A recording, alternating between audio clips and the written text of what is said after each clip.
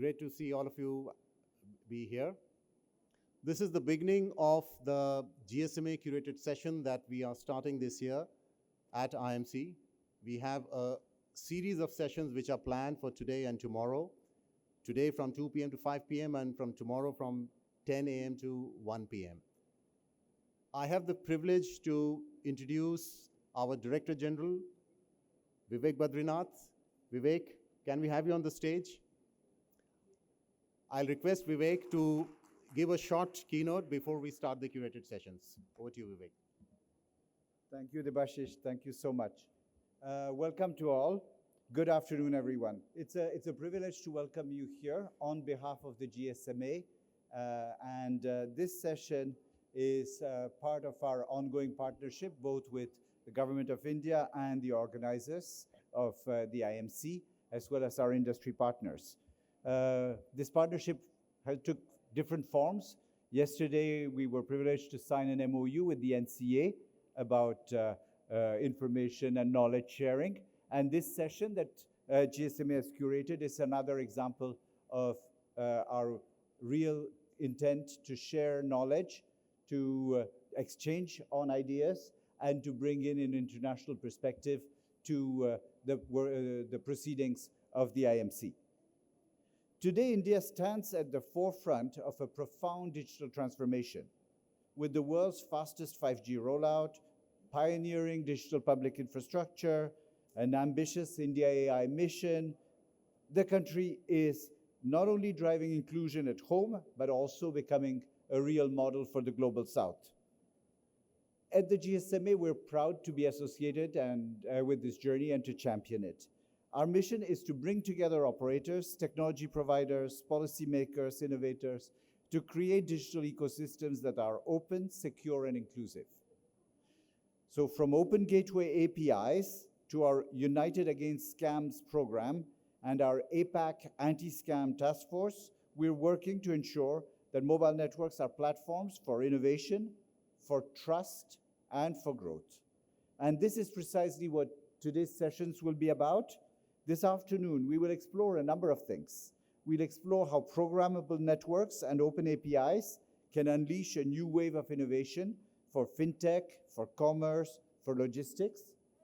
We'll discuss how AI and edge intelligence can bring real-time services to every part of the country.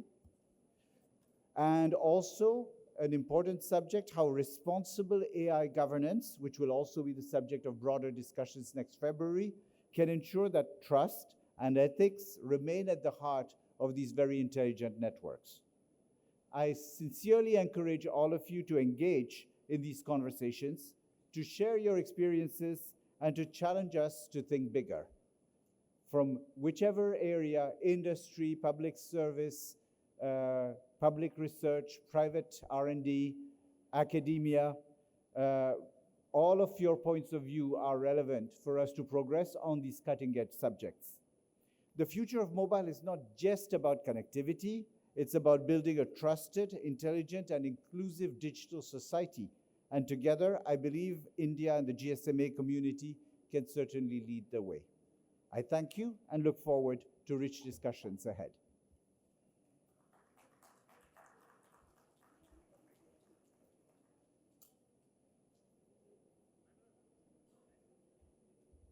Thank you, Vivek. May I now please request Mr. Anil Bharadwaj, DDG Stakeholder Engagement from DOT, to encourage us before we start the session.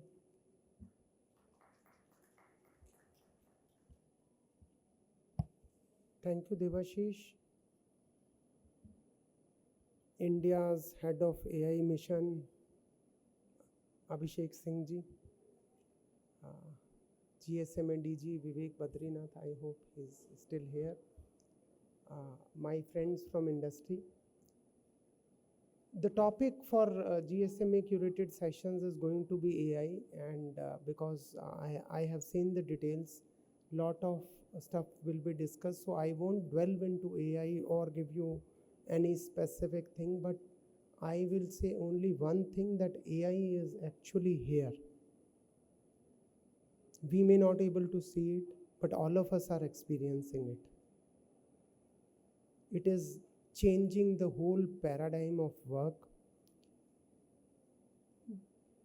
From the small news that X company is laying off Y number of employees to the larger factor that today all our presentations or speeches are somehow supported by a chat GPT or Perplexity or some AI tool.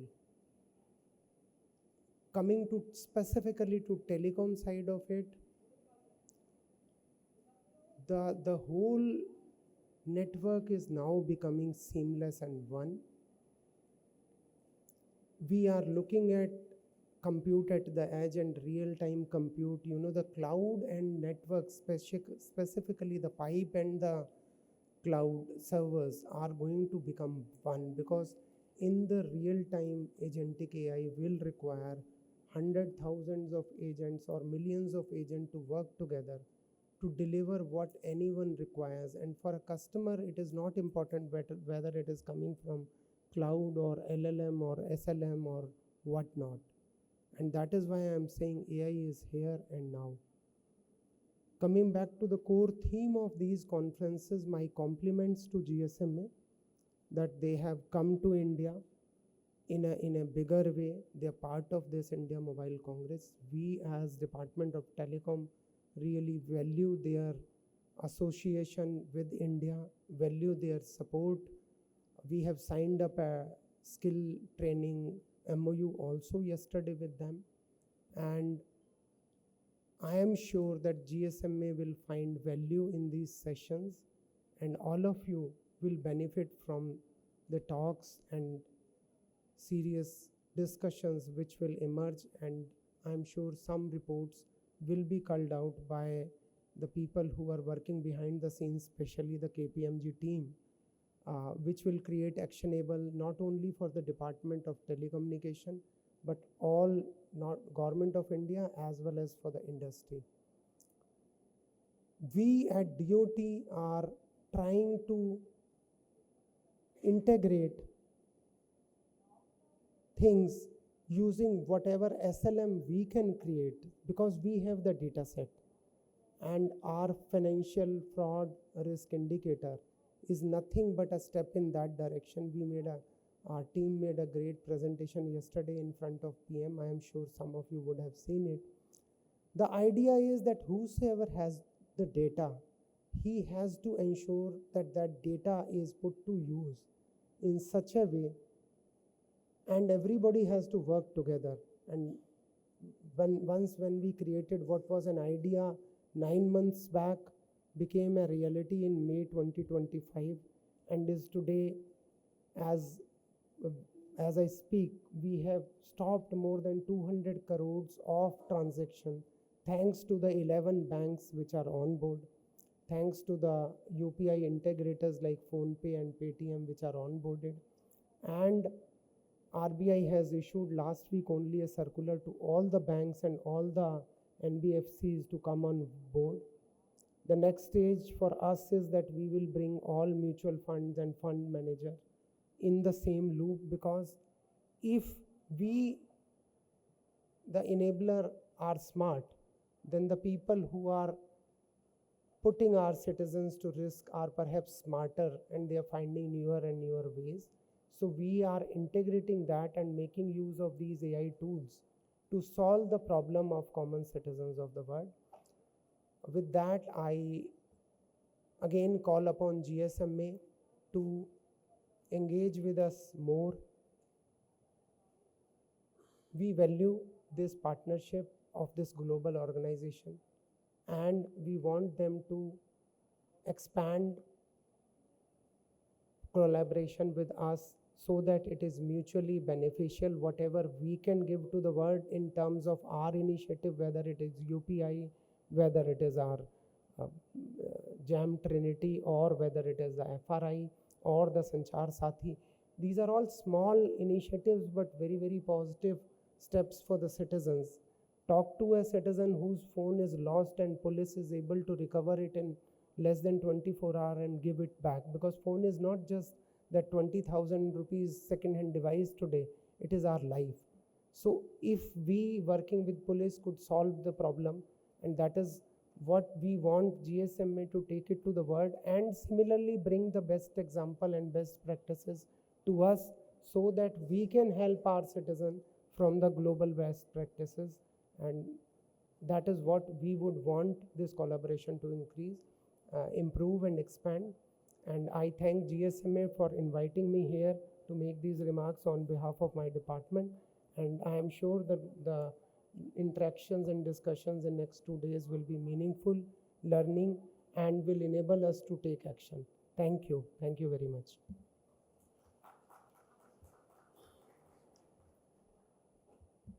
Thank you, Anilji. May I now request all our esteemed panelists to come on stage, please? Can I start with Abhishek Singh ji? Can we have you on the stage, please? Abhishek Biswal, Airtel. Atul, Jio. Munish, Ericsson. John, Twilio.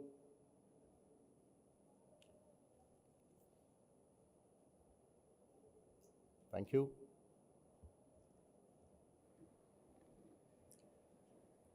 Rohit, Vodafone Idea.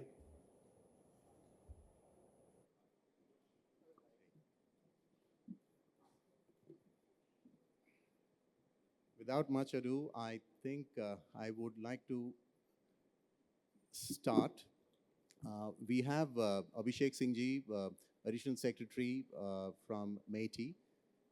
Let me start with you by giving a very short perspective of about this topic, which is the API economy, right? So India today, stands at a defining moment, we all know, in the digital evolution, from being a technology-driven economy to becoming an API-powered economy. And the GSMA Open Gateway, I will talk about it a little later. And now, since we have you, I want to start with you, Abhishek ji, by asking that, look, MeitY, your department has been at the forefront of India's digital public infrastructure success through various initiatives. How do you see government's role in enabling an environment which is supportive of open APIs and interoperable networks for the digital economy? Open APIs and interoperability is very, very important, especially from the citizen point of view.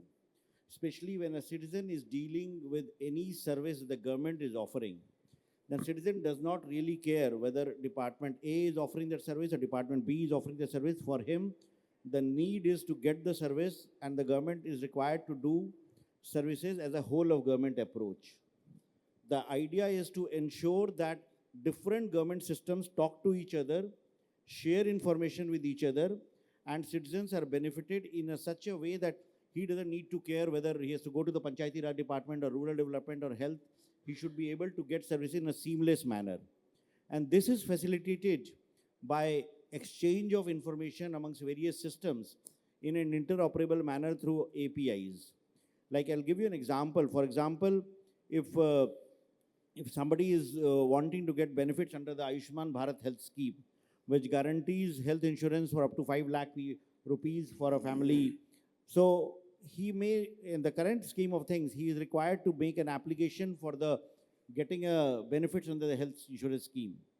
However, the requirements of the eligibility conditions of that scheme is similar to what maybe is there for a scheme like Manrega, wherein a poor laborers get wages for doing this, but that scheme is administered by Rural Development Department.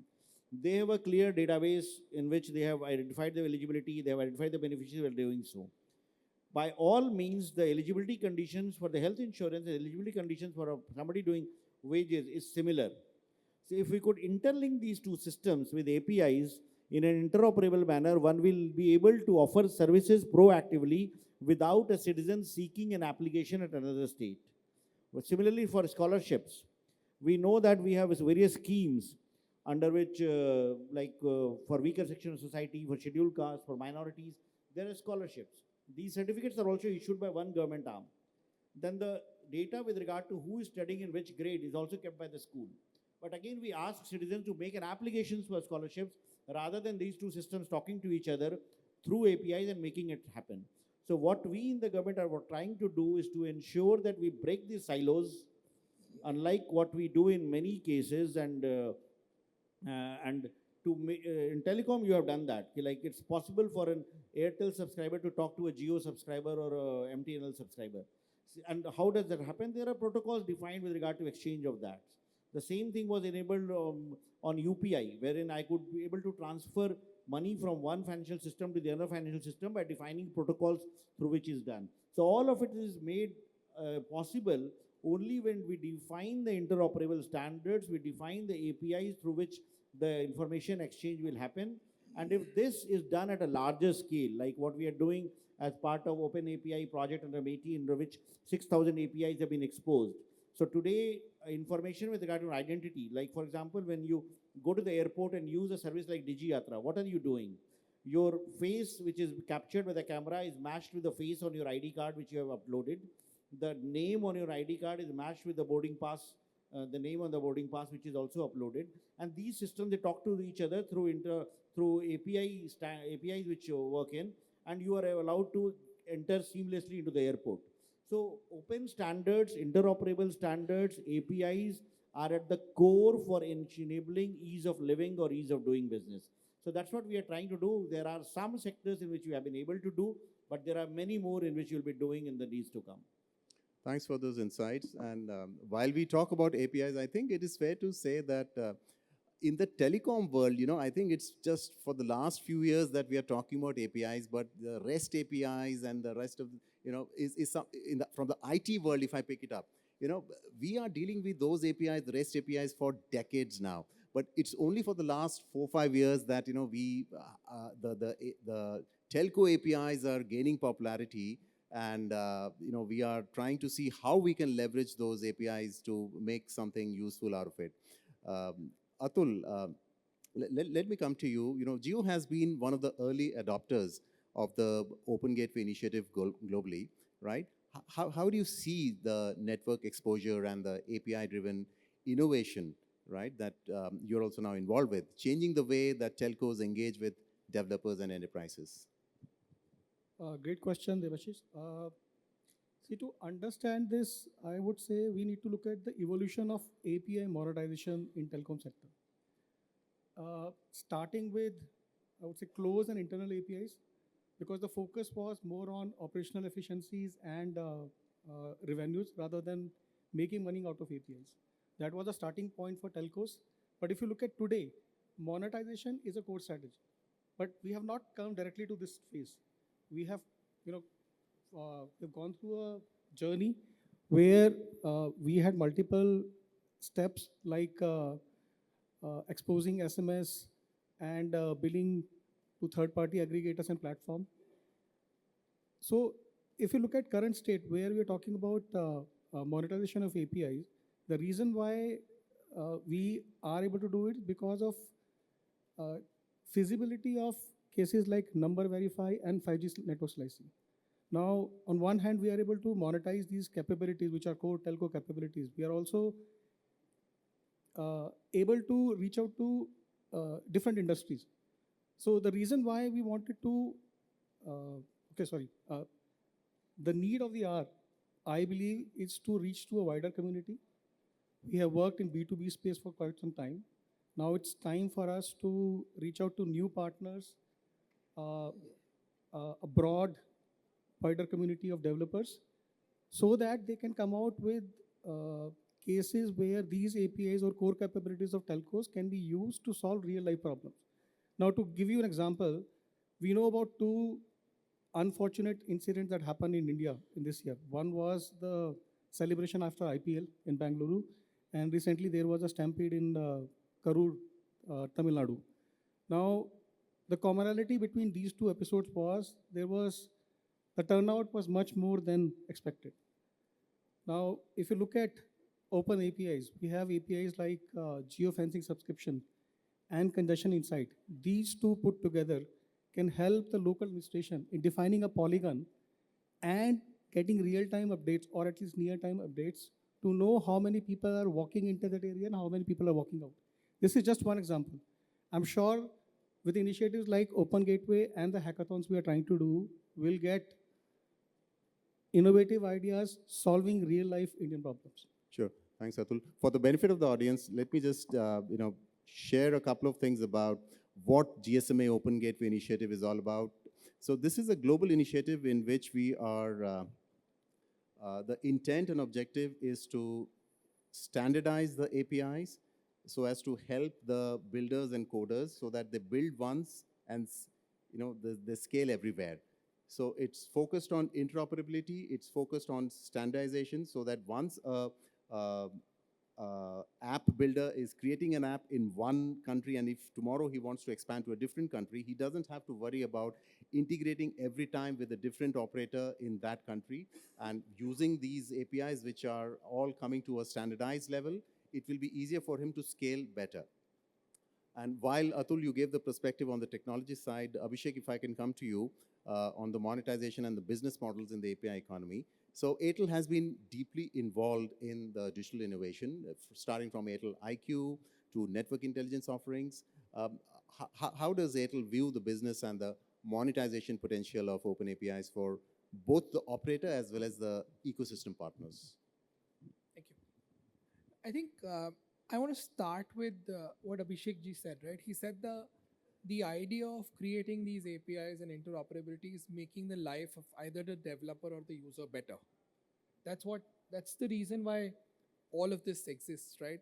Today, if you look at enterprises as demand and telcos as supply, right? You have 4 telcos in the country, which means to improve the experience of any enterprise, interoperability is as important as access, because they will not be able to provide that service to all their customers otherwise. If I look at a bank who has got customers between 4 telcos, if the telcos today are not interoperable, it doesn't work, which is where you see SMS or the other CPaaS products working very well. I think for me, the first and the foremost step is, can we have the interoperability in place, right? Can we create an ecosystem of partners which build use cases on top? For example, if you come to the Airtel booth today, you'll get to see, you can enter your number and we'll actually tell you if this number has seen some fraud, is that KYC proof, etc. Now, what if a non-Airtel customer walks into my stall? I can't do the same.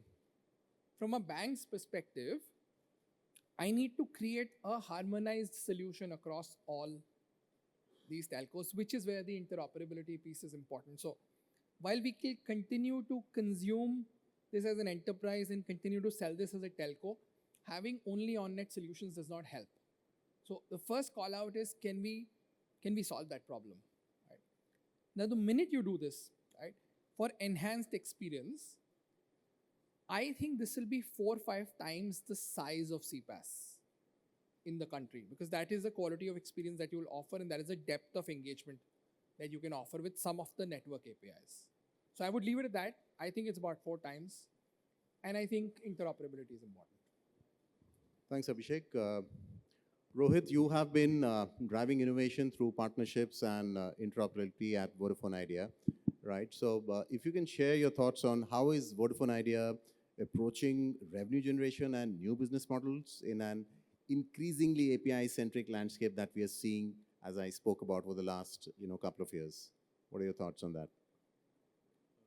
First of all, thank you, Debashish, and thank you, GSMA, for inviting us here and organizing this panel. I think it's a very relevant panel, and the fact that all of us are here on the stage is reflection enough of the understanding that the interoperability and the dependency of the different on all the stakeholders is so critical that unless all of us come together, the API opportunity which is there, or even from the benefits that it can bring to the user, they can be realized only when all of us come together. So I think it's a very good, fantastic indication that all of us are here.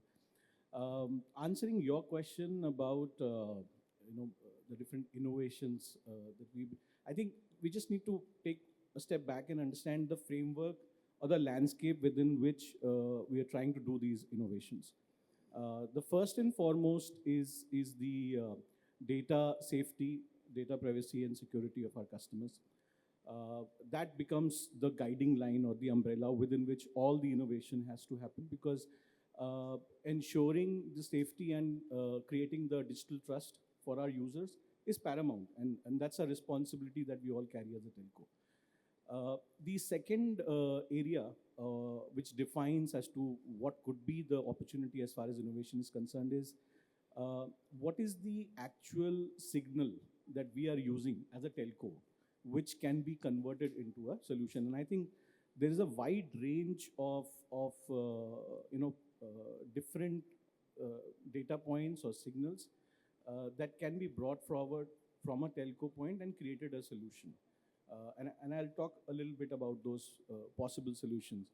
And the third bit, obviously, is the ecosystem play, which we all just talked about. That until unless we have the presence of these solutions across all the stakeholders and the operators, unless and until there's a standardization which is there, so that the merchants can have the same kind of an input coming to them when they use these APIs, and also an acceptance from the different apps and sites, then only this whole thing succeeds. From a if I want to give you an example about what are the different kind of APIs, I think the consumer identity is a very large space where the whole innovation begins from. We've been using the mobile number since a long time, and we don't even realize where all we have to share this, and how it has ultimately become a more universal and ubiquitous indicator of a person's identity. And how can we take that thing forward? Innovation ultimately is evolving and fine-tuning what is already existing as a process, and how can we make it better with the help of the existing resources that we have. And I think as a telco, we have a lot of those technologies which we can use to create the authentication solution. There have been previous versions that we have, as an industry, created in the past. For different reasons, we have been not able to scale them up. But I think there's a fantastic progress that has happened in the last maybe 1 or 2 odd years, especially as far as India is concerned. And I think India is amazing from that point of view. We, just like we had the UPI, which facilitated the whole payment transaction, and it has reached such great levels of adoption.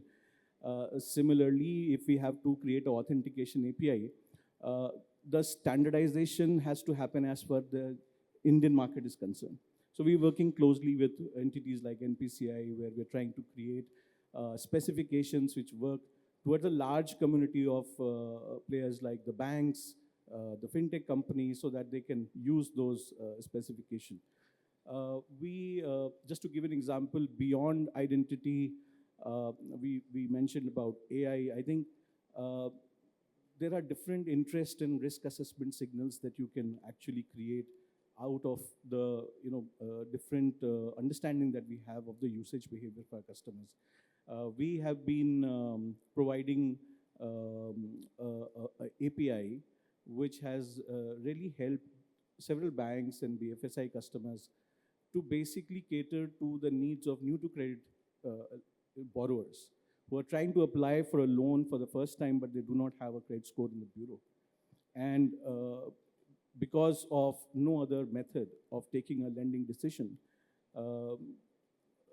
the alternate data that comes into the play as a substitute, as a kind of dependence in terms of how a decision can be made. Those are the kind of innovative solutions that can be created and help the whole ecosystem to take the opportunity forward. So yeah, I think I can add a lot of other possible solutions which are there. But the point is that definitely a lot of signals are there. We have to understand, first of all, how do we make sure that the data is protected, the privacy is safe, and secondly, how can we make them scalable and universal so that adoption happens? Sure. Thanks, Rohit. So, we'll talk more about which are the other industries in which, we should be taking the APIs. Every time we talk about API economy, it is the fintech, which we talk about. what about logistics, what about retail, what about manufacturing. We'll talk about that. But before I come to you, John, I also wanted to share one more data point for GSMA Open Gateway is that today, as we talk, 79 mobile network operators from the world have signed up for this global initiative, GSMA Open Gateway, which covers 291 networks, touching 80% of the mobile subscribers globally.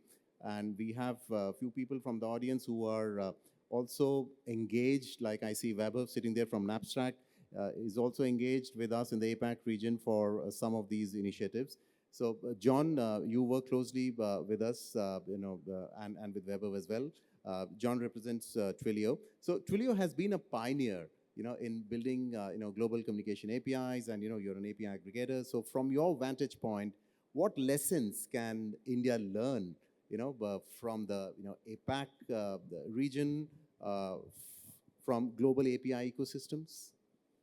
Right. Thank you, GSMA, and thank you, Debashi, for having me. I think Twilio as a whole has been, part of this API economy, and we've been generally doing very well. We have 330,000 plus enterprise customers who utilize our APIs, right? And from a vantage point where I'm coming from, I think a couple of things to take note of. One is that obviously the fact that APIs are seen as, right at the C level of a company. I think that's very important, because where it is, sometimes API are seen only as a software developers, sidelines. So where it's sponsored and it's sort of executed at the executive level, there'll be, the sort of visibility is there. The other thing, of course, is that API should be looked at as a product. So it's product funded. It's sort of moved along as along the product management lines, rather than seen as something that is secondary, right? So I know that a lot of these companies are actually driven per se by APIs. All right, and that's very important, right? Giving that. Of course, the other one is about putting that as under trust and security, where there is a trust towards APIs. Okay, it actually makes a whole lot of difference. The other thing is really about government support, and we have policymakers and government people here. I think where it's happened in India, you have the India stack, you have the UPIs. That makes a whole lot of difference. The companies then will say, if the government is doing it, whether it's a state government or federal government, they're doing this, well, I should be doing too, right?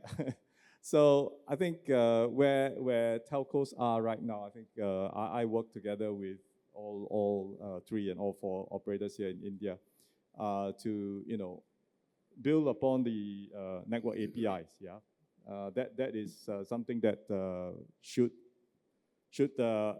make a difference. Let's just say for enterprises here in India, as well as international and regional customers that I have that I like to monetize out of the assets that the telcos have. Sure. Thanks, John. Munish, you represent Ericsson. So if I can quickly ask you, can you highlight some cross-industry collaborations where network APIs have created an outsized impact? So I think cross-industry, the Bashish, is the name of the game. I mean, we talked about that APIs enable these systems to talk to each other, right? So the first category that we are seeing picking up pace in industry is really identity security and fraud protection. And that is going to cut across industries, banks, financial institutions, but even over-the-top players are all in for that kind of API consumption. And I think if I take an example, the first most enthusiastic consumer of these API that we have witnessed is Google and TikTok, who are really going with high ambition to consume these network APIs. Very interesting. Abhishek ji, I'll come back to you. Given India's growing role in AI, and you also head the India AI mission. So, given India's growing role in AI and data-driven governance, but how do you see APIs supporting the next generation use cases for the digital India, if I may? Like some of the examples Yeah, it's on. gave earlier, relate to that. Like when we look at artificial intelligence and we look at building AI applications at population scale, there are three key things that are required for building AI applications. One is compute, one is data, and talent. When it comes to talent, India has a strong strength in the digital human capital that we have. Our engineers are part of almost every major initiative globally. Every big tech company does have people of Indian origin. Indian engineers are building solutions at scale across the world, both in India and across. Compute, we are trying to make it available through our empaneled service providers. Today, we have almost 40,000 GPUs that are available at a very low cost, at less than $1 per GPU per hour, so that our developers, entrepreneurs, startups, researchers can train models, build applications. The key thing remains is data. We have done a lot of digitization in the last few years, but even though we have generate a lot of data with a billion plus people using various services, but very often most of the data that we have is not in a form in which it can be used for AI applications. We need to ensure that data is complete, data is made available through APIs, data is made available for people who are training models in an anonymized format with privacy preservation. The data should be complete, time series data, geographical data. So if that is made possible, one can make a lot of applications. So what we are doing is that we have built a platform called AI Kosh, which is the India datasets platform, which has today almost 3,000 datasets from both public sector and private sector. And these datasets are made available to those who need it. And we are allowing even private sector entities who might be having a lot of valuable data to put their data on the platform and then give APIs for those who want to consume the data, and they have the freedom to lay down the policies with regard to consumption of the data. For example, if they want, they can make the data openly available. If they don't want to make it available, they can have the licensing conditions.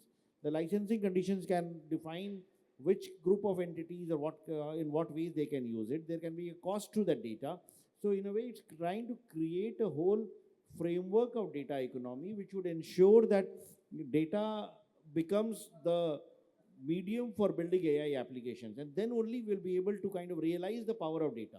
Very often we do refer to data as a new oil, we say. But just like oil requires processing, oil requires treating it through various steps, similarly data also requires to be shared through APIs, subjected to the privacy preservation and anonymization tools, and made available to various stakeholders to build applications which can really impact people. So if we have to build up an agri advisory for farmers with regard to what they should do, the soil health card data, the weather data, the crop history data has to be made available. If we have to build an AI application for, say, diagnosing diseases like tuberculosis, we'll have to ensure that data with regard to X-ray images or chest X-rays or MRI images or CT scan images, annotated images are made available, and that data those are building models can consume. Under the Bhashini project, we have made a lot of data sets across various languages available, and these are helping people to build applications which are speech driven. So the entire edifice, entire approach for building impactful AI solutions does depend on availability of data and availability of data through APIs, and that is what we are trying to work on. But again, a lot more needs to be done from where we are.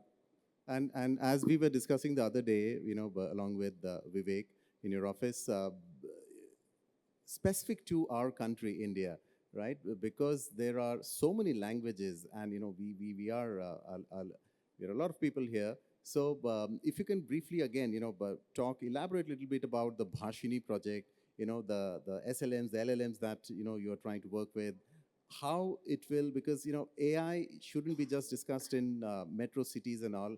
Till the time we do not start leveraging the impact of AI in the tier 2, tier 3 rural areas as well, I don't think it will scale up. So can you elaborate on that a bit? See, like why language and why language-enabled products are important. Like very often we do say at various forums that we have amongst one of the largest number of people who are part of the digital economy, internet economy. 900 million people are connected. But when we say that, we also realize that we have a significant number of people, like almost 500 million people, who are not yet connected. And to connect these people, for ensuring that these people are also able to harness the power of technology, are able to be part of the digital economy, they will need services in their mother tongue. They will need services that they can access through voice. Because I can't expect like a farmer living in a remote corner of Bihar or Jharkhand to go to a portal, even if the websites are very good, they are giving all the information. But for anyone to go to a portal, do entry in data and find out for about what fertilizers or what pesticides he should use, a crop price in the nearest mandi.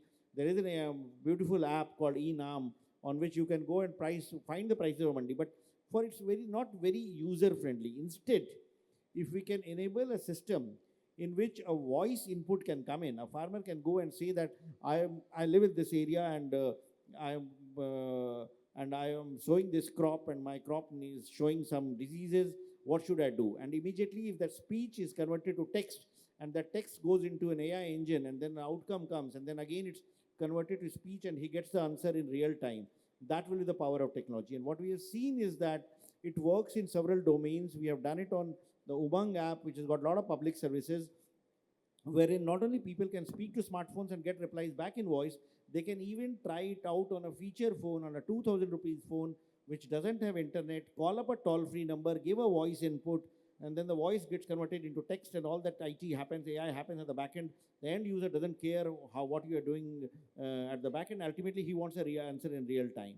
It has been tried in healthcare, wherein people living in rural areas, suppose they want to find out what should we do if a child is suffering from diarrhea, which is a very simple thing, simple elementary, but since the poor person doesn't have access to a specialist hospital or a doctor, he or she can make this phone call on a phone without internet, and all the APIs and the data and the Gen AI engines, everything will work at the back end and provide. So Bhashini is enabling that.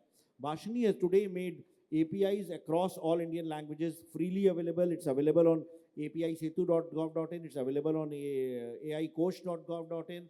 So anyone who is wanting to build up a voice-enabled service can leverage those APIs and ensure that these services are available in all Indian languages, wherein you can give a textual interface as also a voice interface.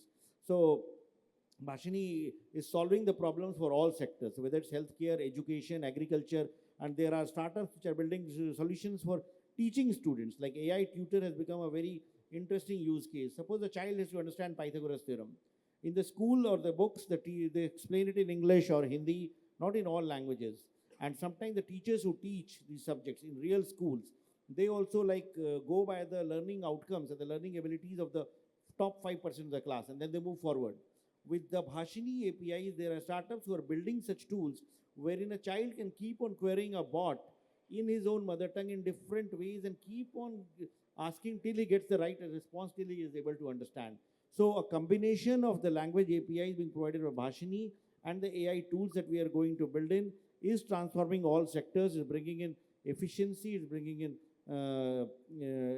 accessibility of all these services, which will ultimately prove to be very, very transformational as we go forward. This is phenomenal, and when we see the end of it, I think that will be totally transformative for all of us. Let me come to the second Abhishek in the panel quickly. Abhishek, what are we spoke about fintech, but what do you think are some of the other emerging use cases across fintech, e-commerce, or even IoT that you believe APIs can unlock in the near term? So I think if I pick IoT, right, today if you look at the penetration of mobile phones, we are almost there. Everyone who can afford a phone has one. What we will now start seeing is the number of devices per person is going to go up, right? And these are devices which are not primary voice devices. These are devices that need connectivity, need data. I think there will be use cases around location, and there will be use cases around quality of service. These are two use cases I'm already seeing.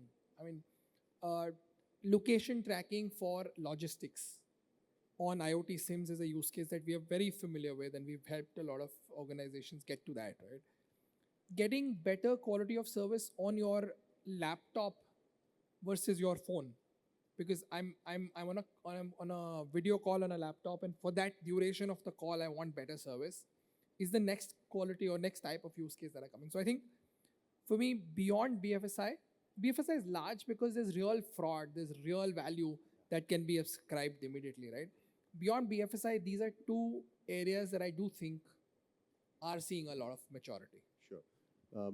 Moving on quickly to a different angle, Atul, if you can, talk about some of the technical hurdles, which you would have faced when implementing interoperable networks at geo scale, and how they were tackled briefly. So before I talk about technical challenge, the first challenge that we typically face is rokda kitna hai?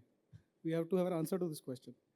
Now, when we talk about interoperable network, essentially we're talking about interactions between systems, vendors, and partners in a standard way. I cannot think of a better example than UPI, the way it has changed the landscape, and it is just because of interoperability. Now, realizing the benefit of interoperable APIs, we have gone through our own journey. We have faced a lot of challenges, technical challenges like lack of standards. You have somebody following RESTful API, somebody following SOAP XML. Then we have cases where latencies and throughput has become an issue. So if you look at all these finer points, yes, we will come across typical technical challenges, but the way we have overcome is by adoption of open API standards. Then we have also leveraged API management platforms to make sure we standardize the way we authenticate, authorize, encrypt, and transform the request between us and our partners. And I think going deeper technically, we have also implemented what we call as low latency platforms. Now the benefit is when you think of interoperability, you also will have to do additional tasks, but those tasks should not impact performance. So taking all these measures, I think we are at a stage where realizing the fact the need of the hour is interoperable APIs, we are there to support all these cases, working with partners, working with other operators. Rohit, if you can quickly tell us the importance of collaboration while we talk about all of this, with partners, with ecosystem players, but how important, this is to ensure that we scale up this program quickly. Debashish, I mean, we just cannot stop expanding upon the importance of all the ecosystem players in this. While we are anyways talking about interoperability and the standardization, which anyways is the real enabler of these APIs getting scaled. I think a lot can be contributed by the partners in terms of helping achieve that kind of a interoperability. I'll give you a small example. For example, there's a SIMX API or a SIM swap API. Now, an operator could respond by saying that there was a SIM swap which happened in the last 7 days. An operator could respond by saying that there's a SIM swap which happened in the last X days. Or an operator can respond by saying that that SIM swap happened on this date and this time. Now, this is where any partner can come in and say, okay, fine. While the operator enables the API in the privacy safe manner, how can the application partner play the role of giving all the tweakings and the logics at the adoption end and make sure that ultimately the merchant app consumes it the way so that it works upon his app. So that's one key area in which the merchants can definitely facilitate. Another area where the partners can really contribute is, see, there are two primary objectives with which, as a telco, we approach the creation of these APIs. The first one, obviously, creating more trust for our customers and improving their journeys as far as digital adoption is concerned. The other could be the business opportunity. I think in both these areas, the partners become very relevant so that when they are coming forward with use cases, we try and put these two lenses right upfront so that it becomes a kind of a priority for us also, that ultimately it is going to make the lives of our customer better and justify the effort behind it from a business opportunity point of view. Sure. Thanks for that, Rohit. John, if you can just share quickly your insights from the experience that you have on some of the best practices that we can take from some of the mature API economies around the world, and put that into relevance for the Indian context. Yeah, I think the more mature API economies definitely have the support of the government, right? As I said earlier on, that's where they take the lead in developing the stacks, especially the Gov stacks. The other things that would actually make a lot of sense is when there's collaboration between private and public sectors, and these APIs are then utilized, right? And between obviously for the private sectors, what they're looking out for, it's how do they sell this to the how do they make money? How do they monetize these assets? And some of these have been, some of the examples that I have really shows that where people make money, it really makes the world go round. Yeah, and then obviously with the telcos, what we need to do is ensure that the where there's money to be made, plus the fact that enterprises are actually looking for new and innovative solutions, plus cost savings functions for themselves. That's where it is. That's where the magic happens, right? That's where the bite happens. I think also in mature, where the APIs are mature, there is also the fact that the players are actually collaborating. And I know that in certain countries here in the Asia Pacific region, the operators themselves, the telcos, are actually federating each other, all right, each other's APIs, so that a single enterprise customer can just approach one telco or one carrier and access the data assets of the other telcos. I think that makes a lot of sense, right? Obviously, an aggregator like myself would appreciate that. An aggregator like myself would, make it easier for, onboarding to occur. But, having that open standard, having that interoperability, having that sort of governance over, what can or cannot be done, that makes a whole lot of difference. Yeah. Thanks, John. Munish, from a technology provider's perspective, what's needed, from your experience to accelerate the operator readiness for API monetization? Any thoughts on that? Sure. So I think technology is not really a blocker anymore, if I may say so.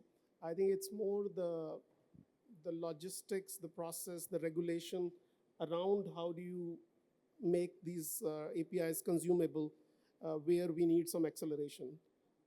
So, for example, I think getting to share consumer data through these APIs, which becomes part of the identity and security use case that I spoke about, requires strong consent management type of support, so that consumers and telcos who are exposing this data feel comfortable enabling such data sharing.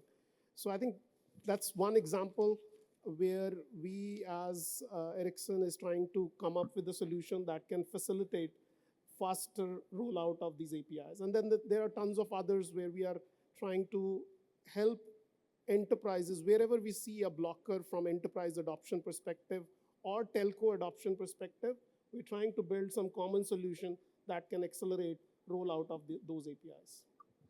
Thank you. I think we had a good and engaging session. Some closing comments from my side.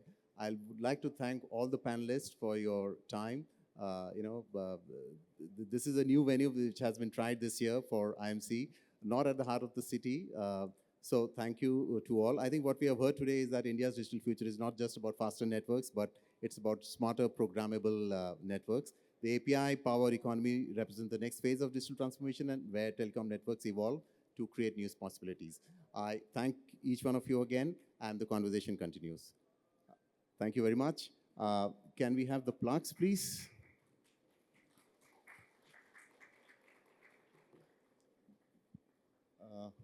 Where are the plaques?